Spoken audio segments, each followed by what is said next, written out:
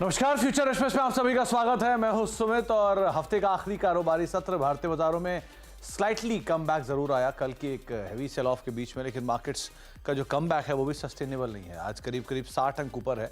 Higher level से index जरूर थोड़ा सा नीचे आ चुका है। 22,131 के आसपास के हाइस थे, वहां से करीब करीब 120 अंक या 110 अंक इंडेक्स जरूर टूट चुका है हायर लेवल से। मिड कैप स्मॉल कैप इस पे भी नजर डालिए कि निफ्टी बैंक भी थोड़ा ऊपरी से हल्का जरूर हुआ है, लेकिन फ्लैट टू पॉजिटिव साइड पे कामकाज कर रहा है। मिड कैप इंडेक्स में 1/4% की स्ट्रेंथ रह गई है, जो थोड़ी देर पहले कहीं ज्यादा अच्छी बढ़त थी। स्मॉल कैप भी likewise flat to positive tone के साथ अभी कामकाज कर रहा है। तो इंडेक्स में जो फर्स्ट हाफ में थोड़ी बहुत स्ट्रेंथ दिखनी शुरू हुई थी वो हल्की हल्की अब कम हो रही है।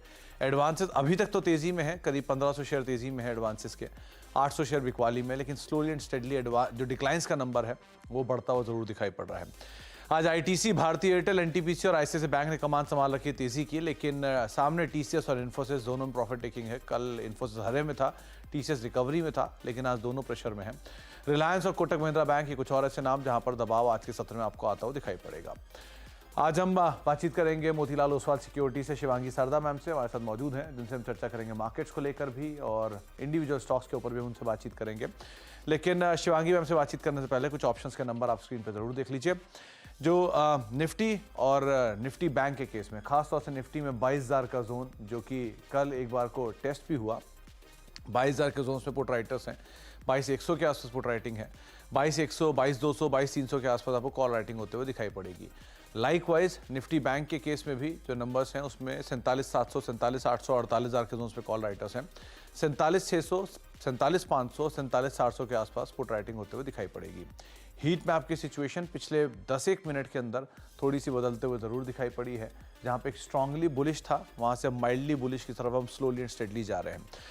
88 शेयर लॉन्ग में है, करीब 58 शेयरों में शॉर्ट कवरिंग है, 23 शेयरों में शॉर्ट बन रहे हैं और 13 शेयरों में आपको अनवाइंडिंग दिखाई पड़ेगी। कहां पर लॉन्ग, कहां पर शॉर्ट कवरिंग है, एक बार इनको भी देख लीजिए कि आज किस तरह से लॉन्ग साइड पे पोजीशंस बनते हुए दिखाई पड़ रही है। मुथूट फाइनेंस लॉन्ग में है, वेदांता लॉन्ग साइड पर है, चोलामंडलम इन्वेस्टमेंट, बीपीसीएल नंबर्स के बाद 3.5% ऊपर है, बर्जर पेंट्स करीब 3.5% ऊपर है एशियन पेंट की चाल के तर्ज पे, अबट नंबर्स के बाद 4.25% ऊपर, पिरामल एंटरप्राइजेस 3% ऊपर, जीएमआर एयरपोर्ट, एबी फैशन और एशियन पेंट्स यहां पर खरीदारी देखने को मिल रही है। शॉर्ट बिल्डअप में बिरला सॉफ्ट है, लगातार दूसरा दिन मिड कैप आईटी और आईटी में प्रेशर, तो आज ज्यादातर नाम आपको आईटी के दिखाई पड़ेंगे। Birla soft, persistent, TCS, Infosys, Wipro, सब के सब शेयर 1 से लेकर 3% तक नीचे। महानगर गैस 3.5% नीचे, क्रॉम्पटन 2% नीचे, टेक महिंद्रा 1.5% नीचे, कोटक महिंद्रा बैंक और एम&एम यहां पर भी करीब करीब 1% के आसपास की बिकवाली देखने को मिल रही है। अब शिवांगी मैम से मैं बातचीत करूंगा, लेकिन उनसे बातचीत करने से पहले एक और खास मेहमान हमारे साथ मौजूद है, पहले उनसे चर्चा कर लेते हैं। चौथी तिमाही में एशियन पेंट्स के नतीजे अनुमान से कमजोर रहे हैं। आय, एबिटा और मार्जिन पर थोड़ा दबाव रहा है। मार्जिन करीब 2% गिरा है और मुनाफा सिर्फ 1% बढ़ा है। एडवर्टीजमेंट खर्च बढ़ने से इम्पैक्ट देखने को मिला, हालांकि 12% की मजबूत वॉल्यूम ग्रोथ देखने को मिली है। बातचीत करने के लिए हमारे साथ कंपनी के MD and CEO Amit Singhle sir मौजूद है। अमित सर नमस्कार, स्वागत है कार्यक्रम में। नंबर्स थोड़े से कमजोर थे, लेकिन मार्जिन पे साइड पे कंपनी ने प्रेशर लिया, वॉल्यूम साइड पे बीट किया। कैसे रीड करें नंबर्स को? सो ओवरऑल अगर हम देखें द वॉल्यूम ग्रोथ काफी अच्छा रहा है। 10% का डबल डिजिट ग्रोथ आया है मार्केट में।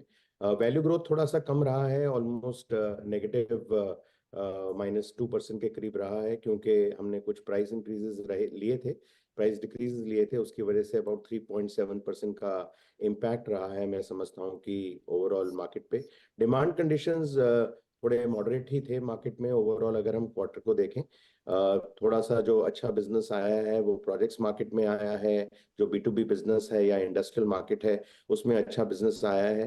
पर ओवरऑल थोड़ा सा जो डिमांड लेवल्स है वो थोड़ा कम ही रहा है। जो हम रूरल में ग्रोथ का आगमन कर रहे थे उतना ग्रोथ नहीं आया है हमारे हिसाब से।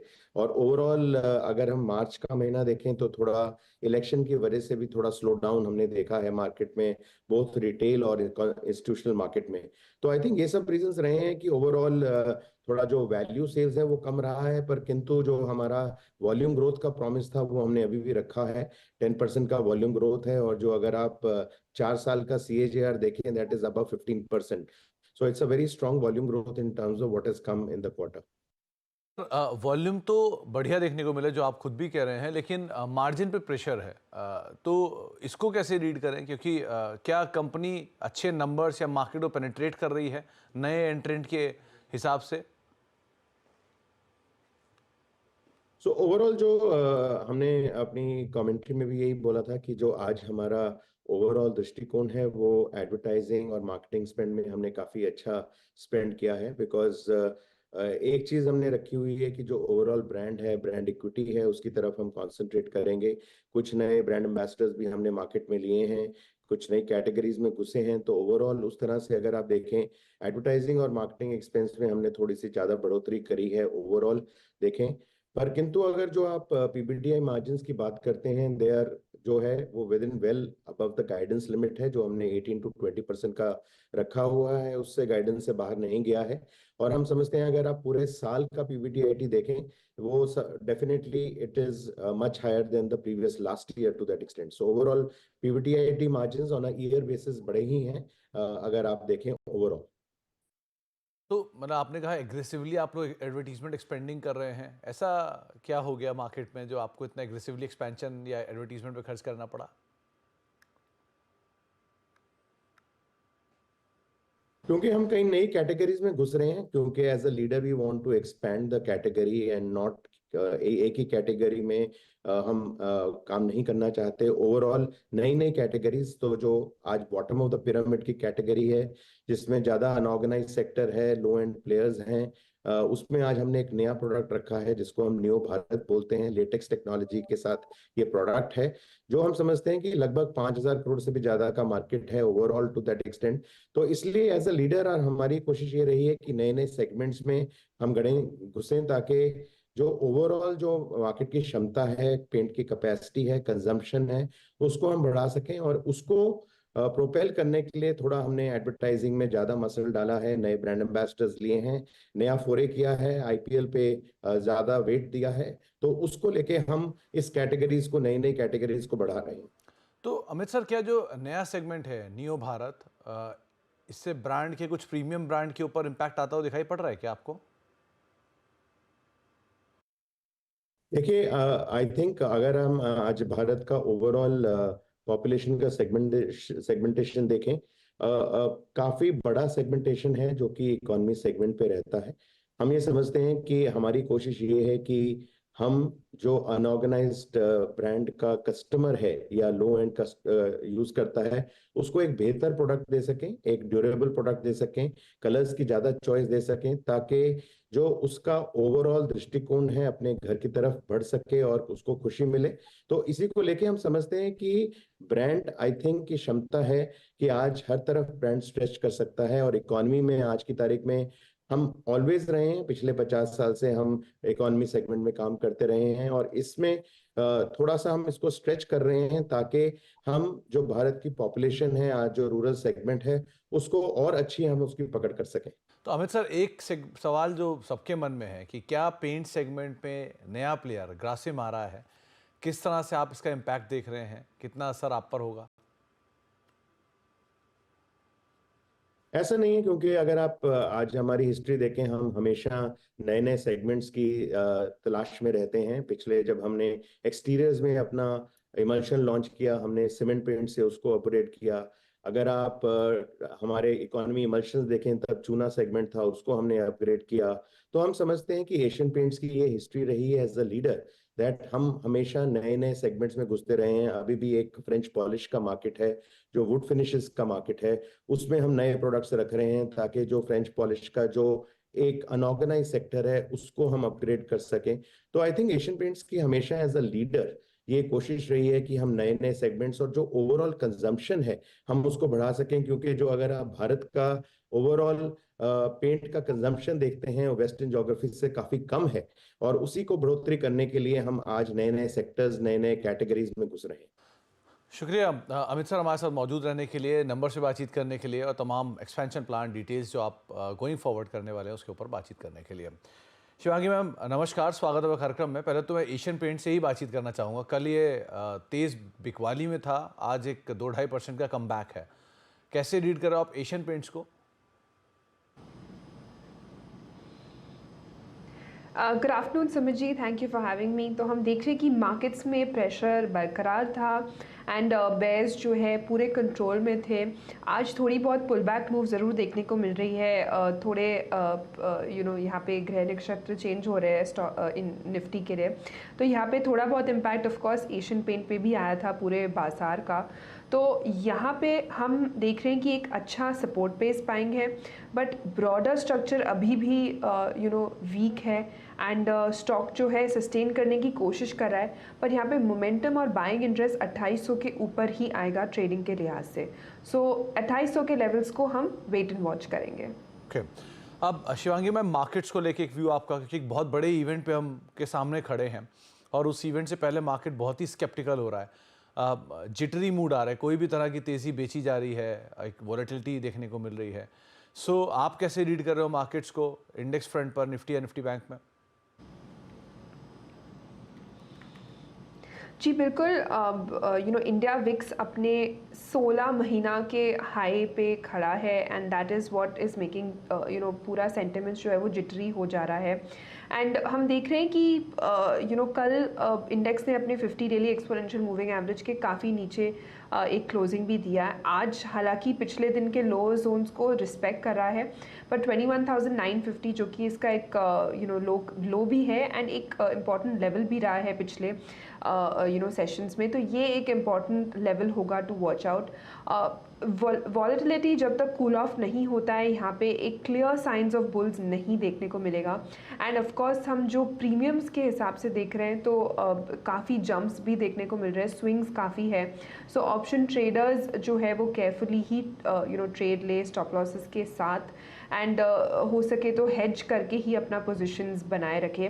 ओवरऑल मार्केट जो है रेंज बाउंड आज के सेशन के लिए प्रतीत हो रहा है, बट जो अपस्विंग है वो तभी स्टार्ट होगा जब वॉलेटिलिटी 15 के नीचे आएगा। तो यहाँ पे ट्रेड जो है केयरफुली रहने की सलाह रहेगी। लेवल्स की अगर हम बात करें तो हर्डल है 22,222 पे एंड डाउन साइड 21,950 का एक सपोर्ट है जो हम ध्यान रख सकते हैं। दूसरी ओर अगर हम बैंक निफ्टी की बात करें यहाँ पे, तो यहाँ पे हमने देखा है कि थोड़े बहुत स्टेबिलिटी यहाँ पे ज़्यादा है as compare to the broader market, क्योंकि ब्रॉडर मार्केट में काफ़ी जो सेक्टर्स हैं IT और बाकी सेक्टर्स का प्रभाव भी पड़ा है। बैंक निफ्टी अपने 50 डेली एक्सपोनेंशियल मूविंग एवरेज के आसपास ही ओवर कर रहा है एंड ओवरऑल RSI जो है वो टर्न होते हुए दिख रहा है, तो यहाँ पे फिर भी हम बाय ऑन डिक्लाइंस की रणनीति अप्लाई कर सकते हैं। एंड नेक्स्ट जो है हम 48,250 के लेवल्स यहाँ पे एक्सपेक्ट कर रहे हैं। 47,500 का एक क्लोज सपोर्ट जो है वो ध्यान रखते हुए 47,500 का एक सपोर्ट लीजिए और आप लॉन्ग जाएंगे, लेकिन एक ध्यान रखिएगा कि बहुत शॉर्ट टर्म गेंस आपको मिलते रहें तो आप प्रॉफिट्स लेते रहें, क्योंकि बाजार थोड़ा वॉलेटाइल है, लेकिन कंफर्टेबल बाय जो है वो जब तक 15 के नीचे इंडिया विक्स नहीं पहुंचेगा तब तक आप अवॉइड करेंगे। शिवांगी मैम, आज इंडिविजुअल स्टॉक्स में लॉन्ग है, कुछ शॉर्ट्स हैं? जी इंडिविजुअल स्टॉक्स में ऐसे स्टॉक पिकिंग किया है मैंने जो रेजिलेंट है ऐसे बाजार में और आउट परफॉर्म कर रहे हैं। तो पहला जो मेरा पिक रहेगा वो है हीरो मोटोकॉर्प पे।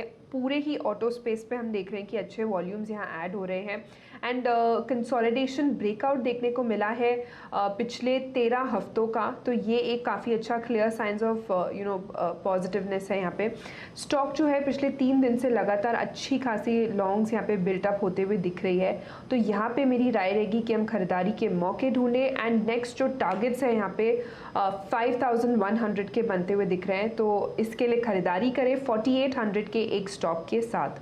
दूसरा पिक जो मेरा रहेगा वो है मैकडॉवेल पे। ऑफ कोर्स ये स्टॉक जो है कंजम्पशन स्पेस में से है एंड काफ़ी स्टेबल रहा है इस पूरे बाजार के गिरावट के समय पे and week on week basis stock जो है एक अपवर्ड स्लोपिंग चैनल में काम कर रहा है। स्ट्रेंथ यहाँ जस्ट बनना शुरू होते हुए दिख रहा है, तो यहाँ पे खरीदारी की सलाह है टारगेट्स के लिए 1260 के एंड स्टॉप जो है 1190 का रखते हुए। एंड तीसरा पिक जो मेरा रहेगा वो है भारती एयरटेल पे। यहाँ पे भी हमने देखा है कि रेजिलेंस है एंड पिछले 5 दिनों के क्लस्टर जोन को निकालते हुए स्टॉक अब जो है काम कर रहा है। मंथ ऑन मंथ बेसिस पे कोई भी छोटे डिक्लाइंस में हमने देखा है इसमें खरीदारी की गई है एंड अब जो है अच्छे शॉर्ट्स कवरिंग होते हुए यहाँ पे दिख रहे हैं। तो यहाँ पे 1350 के टारगेट्स के लिए खरीदारी की सलाह है 1270 के एक स्टॉप के साथ। कंजम्पशन ड्रिवन स्टॉक्स पे मेजरली फोकस आप देखेंगे शिवांगी मैम का। हीरो मोटोकॉर्प नंबर्स आए, नंबर्स अच्छे थे और नंबर्स के बाद जो तेज़ी है वो प्रिवेल भी कर रही है। 5100 रुपये, इनफैक्ट ये अमंग ऑटो सबसे सस्ते वैल्यूएशन वाले स्टॉक्स में से एक है। 5100 के टारगेट्स के लिए आप लॉन्ग जाएंगे, 4800 का एक स्टॉप लॉस यहाँ पर मेंटेन करेंगे। दूसरा नाम यूनाइटेड स्पिरिट्स, अपने ऑल टाइम हाई पर एशियर ऑलरेडी कामकाज कर रहा है। 1260 के टारगेट्स के लिए आप लॉन्ग जाएंगे, करीब 1190 का एक स्टॉप लॉस मेंटेन करेंगे। और तीसरा नाम है भारतीय एयरटेल का, ऑलमोस्ट अपने ऑल टाइम हाइस के आसपास 1350 के टारगेट्स के लिए आप 1270 का एक स्टॉप लॉस यहाँ पर भी मेंटेन कर सकते हैं। एक ब्रेक का वक्त हो गया है, ब्रेक के बाद लौटेंगे, शिवांगी मैम बनी रहेंगी, उनसे एक सस्ता ऑप्शन आइडेंटिफाई करवाएंगे, कुछ और स्टॉक्स पे बातचीत करेंगे। छोटे से ब्रेक के उस तरफ।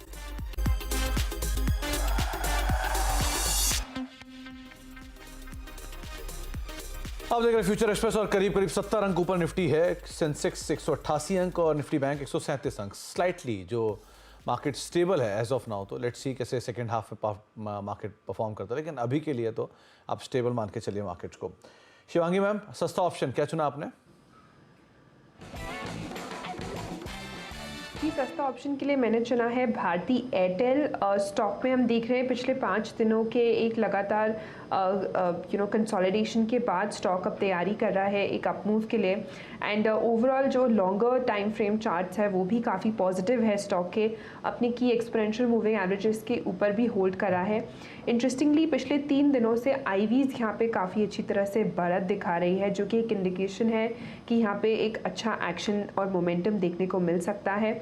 तो यहाँ पे 1300 के कॉल ऑप्शन में खरीदारी की सलाह है, 50 के टारगेट्स और 20 के स्टॉप लॉस के साथ। तो 1300 की कॉल जो कि 30 रुपये के आसपास कामकाज कर रही है, 50 रुपये के टारगेट्स के लिए आप इसको लॉन्ग साइड पर देख सकते हैं। खरीदारी अगर चलने की राय है भारतीय एयरटेल में, वैसे भी आउटराइटली खरीदारी की राय है, लेकिन अदरवाइज आप ऑप्शन के जरिए भी जाना चाह रहे हो। 30 रुपये के आसपास ये कॉल कामकाज कर रही है 1300 रुपये की, 50 के टारगेट्स के लिए और 20 का एक स्टॉप लॉस यहाँ पर आप मेंटेन करेंगे।